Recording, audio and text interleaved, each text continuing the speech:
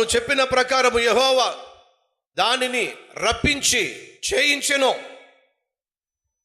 మీరు యెహోవాకు ఏమిటట విరోధముగా పాపము చేసి ఆయన మాటలు వినకపోతిరి గనుక ఈ గతి పట్టింది మీకు.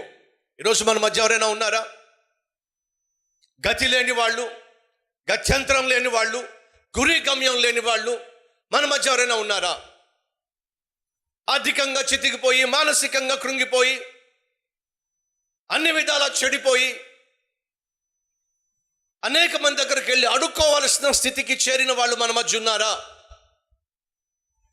చేద్దామన్న ఉద్యోగం లేక, ఉద్యోగం ఉన్న చేసేటటువంటి మనసు లేక, కష్టపడే తత్వము లేక, కుటుంబాన్ని పోషించడం చేతగాక దుర్భరమైన దౌర్భాగ్యమైన జీవితం జీవించే వాళ్ళు మన మధ్య ఉన్నారా? దానికి బైబిల్లో ఒక మాట ఉంది, మీరు దేవునికి వ్యతిరేకంగా జీవిస్తూ వచ్చారు కాబట్టి మీకు ఈ ఏమిటట గతి పట్టింది. దేవుని సన్నిధిని నిర్లక్ష్యం చేసేవారికి ఇదిగో ఇలాంటి గతి పడుతుంది. చేశారో దేవుని వాక్యాన్ని, దేవుని యొక్క నీతిని, నియమాలను నిర్లక్ష్యం చేసేవాళ్ళు దేవుని సన్నిధిని కూడా నిర్లక్ష్యం చేస్తారు. దేవునికి దూరం అయిపోయి ఇష్టానుసారంగా జీవించడానికి అలవాటు పడిపోయిన వాళ్ళు దేవుని సన్నిధికి కూడా దూరంగా వెళ్ళిపోతారు. కాబట్టి నెహెమ్యా ఈ ప్రజల్లో ఉన్నటువంటి లోపాలు ఏమిటో ఒక్కొక్కటిగా పరిశీలన చేసి ఆ తర్వాత వారిని సరిచేస్తూ వస్తున్నప్పుడు ఇదిగో వారిలో ఉన్న లోపాన్ని బయట పెడుతున్నాడు. ఏమంటున్నాడో చూడండి. విశ్రాంతి దినమును నిర్లక్ష్య పెట్టి మీరెందుకు ఈ దుష్కార్యం చేస్తున్నారో? ప్రభు సన్నిధికి వచ్చి ప్రతి ఆదివారము మనం దేవుణ్ణి ఆరాధించటము అనేది నూతన నిబంధనలో ఉన్నటువంటి క్రమము. ఇది ప్రభు దినము. మన కొరకు సిలువలో మరణించిన యేసు పునరుద్ధానుడైనటువంటి దినాన్ని ప్రభు దినముగా పిలువబడింది. పరిశుద్ధులుగా మనం కూడుకోవడానికి నియమించబడింది.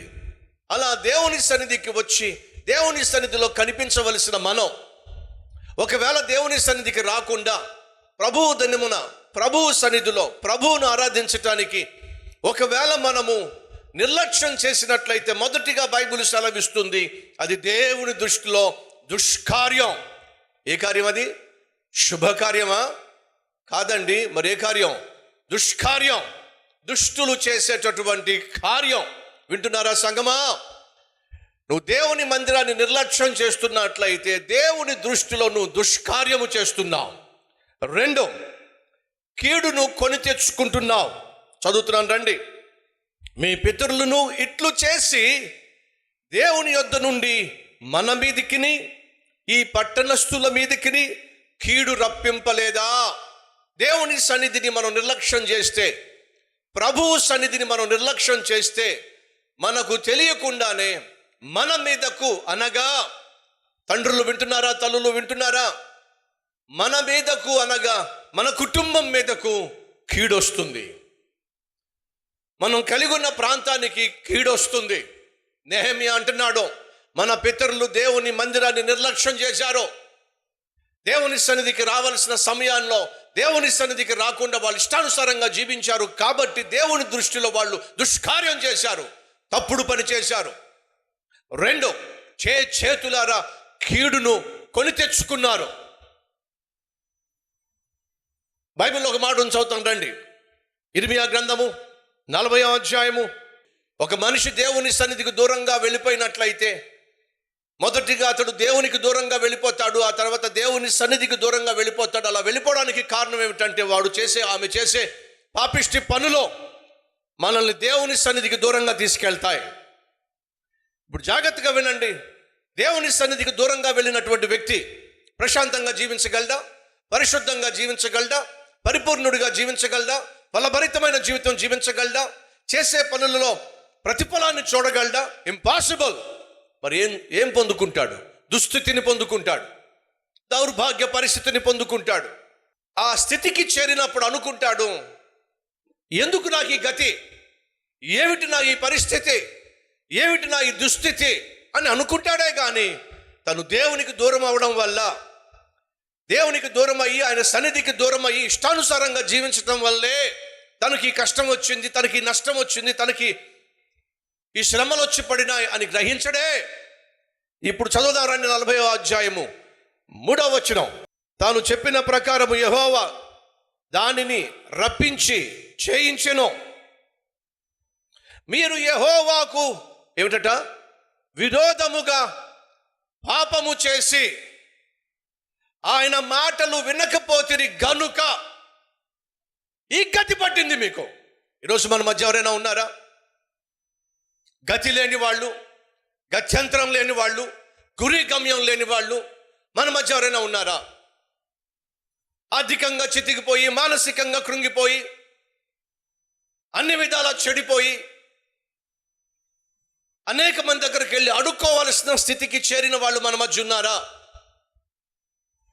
చేద్దామన్న ఉద్యోగం లేక, ఉద్యోగం ఉన్న చేసేటటువంటి మనసు లేక, కష్టపడే తత్వము లేక, కుటుంబాన్ని పోషించడం చేతగాక దుర్భరమైన దౌర్భాగ్యమైన జీవితం జీవించే వాళ్ళు మన మధ్య ఉన్నారా?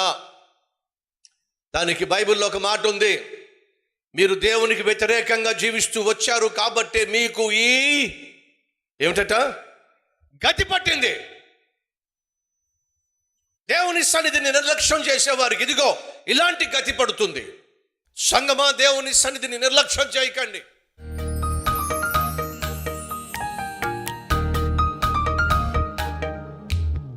పరిశుద్ధుడు అయిన తండ్రి, బహుసూటిగా స్పష్టంగా ప్రతి ఒక్కరితో మాట్లాడినందుకు మీకు వందనాలు, స్తుతులు, స్తోత్రాలు చెల్లిస్తున్నాం.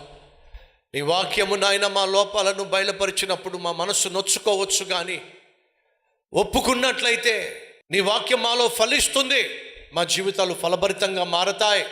ఇక నుంచి నాయన నీ సన్నిధిని నిర్లక్ష్యం చెయ్యం, నీ సహవాసాన్ని నిర్లక్ష్యం చెయ్యం, నీ వాక్యాన్ని నిర్లక్ష్యం చెయ్యం, నీకు ఇచ్చే విషయంలో నిర్లక్ష్యం చేయం ప్రభువా.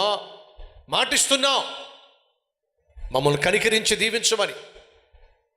మా అరికాలు మొదలుకు నడినెత్తి వరకు నాయన మా ప్రాణాత్మ శరీరాల్లో ఉన్న ప్రతి బలహీనతను తొలగించమని, మమ్మల్ని పరిశుద్ధపరచుమని యేసునామం పేరట వేడుకుంటున్నాం తండ్రి, ఆమెన్.